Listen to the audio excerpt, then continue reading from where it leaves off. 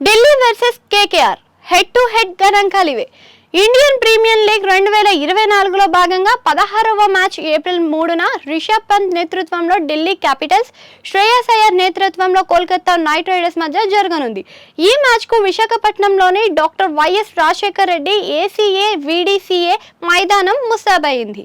ఈ మ్యాచ్ లోనూ KKR hot favourite అని చెబుతున్నారు. ఢిల్లీని కూడా ఏమాత్రం తక్కువ చేయొద్దు అని మరో కామెంట్ వినిపిస్తుంది.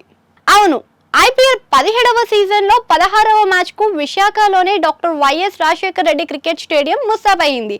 ఇందులో భాగంగా ఢిల్లీ కేకేఆర్ జట్లు తలబడుతున్నాయి. అంతకన్నా ముందు జరిగిన మ్యాచ్లో కోల్కతా నైట్ రైడర్స్ 7 వికెట్ల తేడాలో రాయల్ ఛాలెంజ్ బెంగళూరుపై విజయం సాధించిన సంగతి అందరికీ తెలిసిందే. ఈ మ్యాచ్ లో కేకేఆర్ టాప్ ఆర్డర్ అంతా కలిసి జట్టుగా ఆడుతున్న విషయం తెలిసిందే. ఇందులో భాగంగా స్టార్ 30, సునీల్ నారాయణ్ 47, వెంకటేష్ అయ్యర్ 50, శ్రేయస్ అయ్యర్ 39 పరుగులు చేశారు. బౌలింగ్ విభాగంలో హర్షిత్ రాణా, అండ్రెల్ రసూల్ రాణించారు.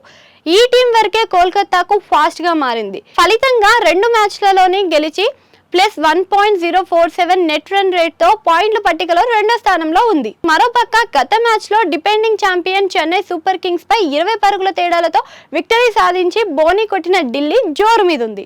అయితే అంతకు ముందు ఆడిన మ్యాచ్లలోనూ ఓడిపోయిన ఢిల్లీ చెన్నైతో మ్యాచ్లో గెలిచినప్పటికీ -0.016 నెట్ రన్ రేట్ తో పాయింట్ల పట్టికలో 7వ స్థానానికి పరిమితం అయిపోయింది. ఈ మ్యాచ్ లో ఢిల్లీ బ్యాటర్స్లలో పృథ్వీ షా, డేవిడ్ వార్నర్, రిషబ్ పంత్లు బ్యాట్ తో రాణించడంతో పాటు ముఖేష్ కుమార్, ఖలీల్ అహ్మద్లు బంతితో రాణించారు. దీంతో ఈ మ్యాచ్ లో ఢిల్లీ జట్టు కూడా గెలిచే ఉత్సాహంలోనే బరిలోకి దిగుతుంది. దీంతో ఈ మ్యాచ్ రసవత్తరంగా సాగే అవకాశం ఉంది అంటున్నారు. ఐపీఎల్ టోర్నమెంట్ లో ఈ 2 జట్టు ఇప్పటి వరకు 32 మ్యాచ్లు ఆడాయి. వీటిలో ఢిల్లీ 15వ మ్యాచ్లలో గెలుపొందింది. కేకేఆర్ 16వ మ్యాచ్ లో విక్టరీ సాధించింది. ఒక మ్యాచ్ ఫలితం లేకుండానే ముగిసింది.